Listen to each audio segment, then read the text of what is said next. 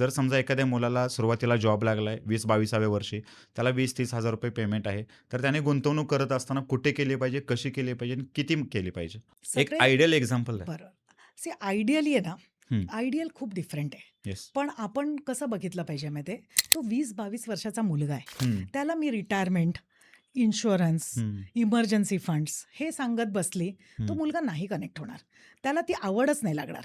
तुला आधी इन्व्हेस्टमेंट सुरू करायची आहे ना, तर आपल्याला जे सगळ्यात जास्त आवडतं, म्हणजे हं, कोणाला फिरायला जाणं आवडत असेल, हं. कोणाला गॅजेट्स घेणं आवडत असेल, बरोबर. पहिलं ते अचीव्ह करायचं. म्हणजे काय थोडक्यात माझा एक क्लायंट आलेला, "मॅडम मला ना लेह आणि लडाखला बाईकवर जायचं आहे. हं, 40,000चा खर्च येणार आहे मला." हं, हं. त्याचा हार्डली 18,000 पगार होता. बरं. आम्ही काय केलं माहिती आहे, त्याच्यातनं 5,000 जमवायला सुरू केले. त्याचे 40,000 झाले.